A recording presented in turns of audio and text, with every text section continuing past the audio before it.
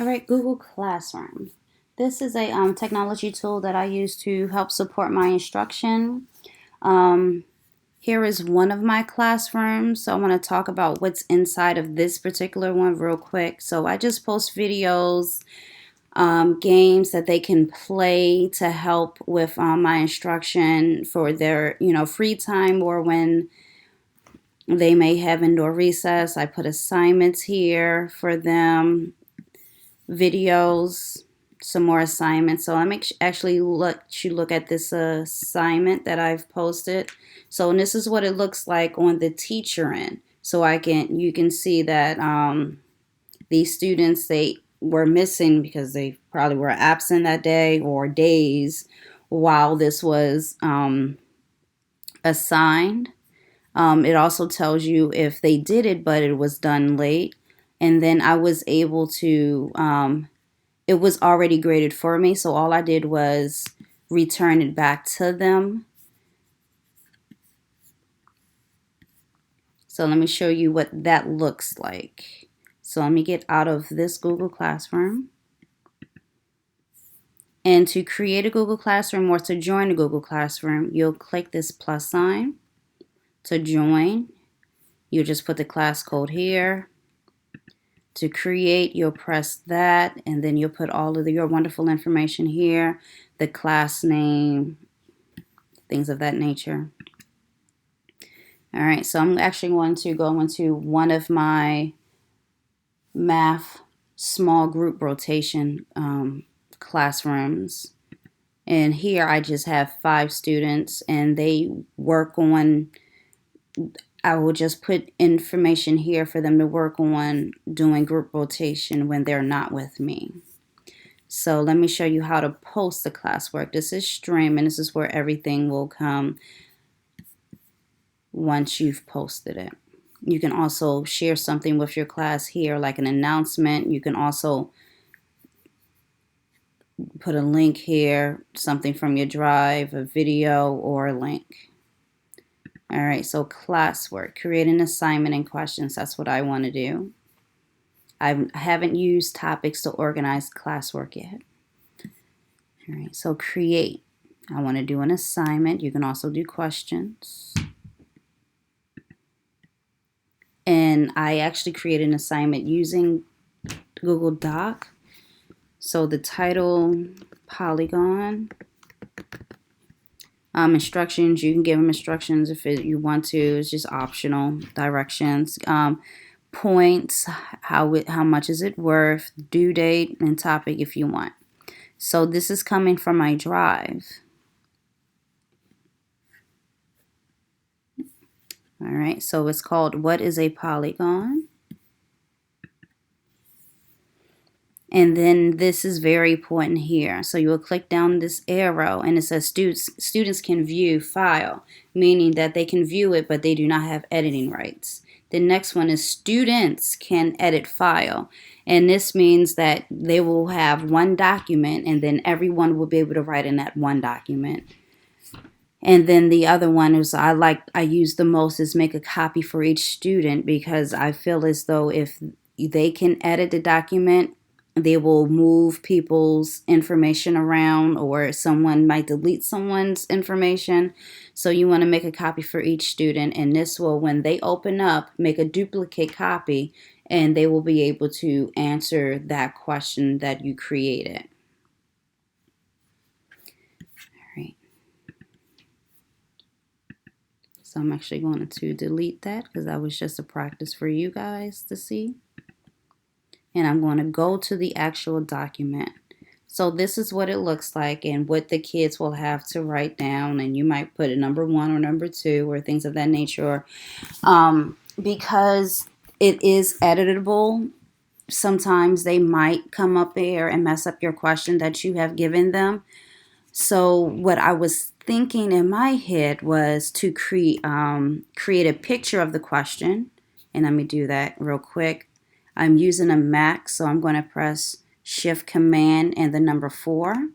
And then this comes up, and then I am able to go over it and create a picture. So now I am going to insert a drawing, and I just took a picture, and that picture should be on my desktop as a screenshot, and I'm going to put it in. And then the question comes in, save, and then they will be able to respond right underneath, but they won't able to manipulate the question at all. They can move it around if they want to, but they won't be able to change the question.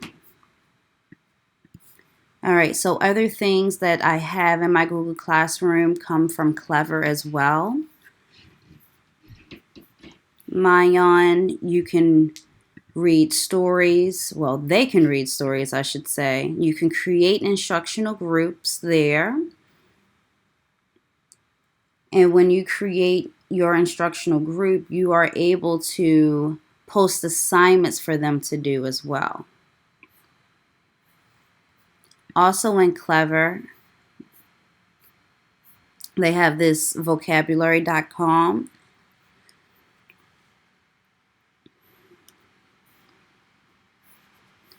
And you can invite your students, and they will just put in a code real quick.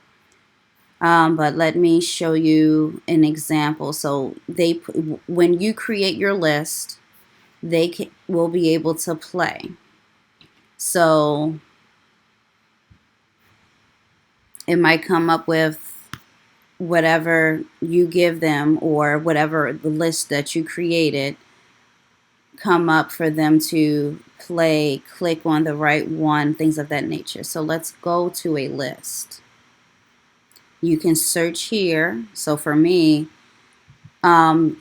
you also can create your own. The only thing about when you create your own list, when you start a new list, when you type in your words, you aren't able to give the definition. They are given the definition. So for example, for math, if I put operation, next, they are going to, let me assign or learn this. Okay, give it a title, math. And let's see if it helps, and it doesn't. So when it goes here, it doesn't actually give me what operation means for math, which is, the math symbols, adding, subtracting, multiplying, dividing. So when you do your list, I think searching for your list might be a little bit more beneficial. Well, for me it is for math, because I'm not able to create what the word means. So I will go through the search engine, and I'm able to look at what other people have created.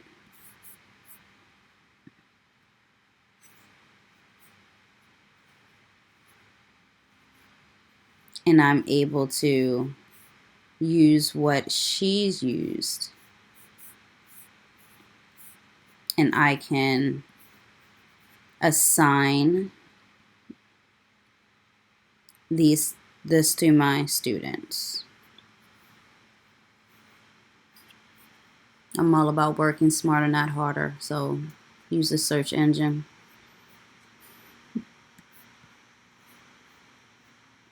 Another thing from the county, I'm not sure if some of you are aware of it. It's Destiny at .pgcps.org, and on here they have something called Tumble Books, and it's similar to Mayan, where they could read books, but this one, I just like how it's navigated a little bit better. The only thing is that when you give them a book here, or when they choose a book here, you can only read it. There is no creating a,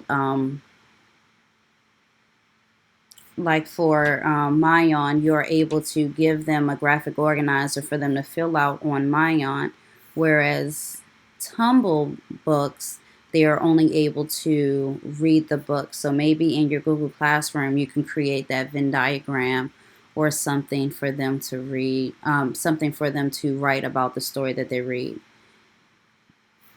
I just like how, even in Espanol, Spanish books, math books, science books, social studies.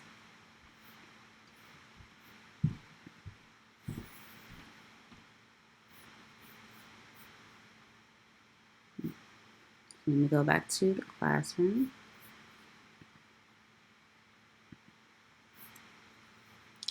So, I hope this helps. You can also, just like how we added the Google Doc to a classroom, you can also do that with Google Forms that you create for them as well. And you can also post a question here for the students to reply to. So you can do it as a short answer, multiple choice. Students can reply to each other. Students can edit answers. So I always have that off, but students can always edit their answer. And a quick grade for you. That way you're not taking home journals or papers. You can post a question here as well as create a Google form. And if it is a Google form, once again, you'll go to the Drive and you can upload the Google form there. All right, I hope that helped a little bit. I'll see you guys next time.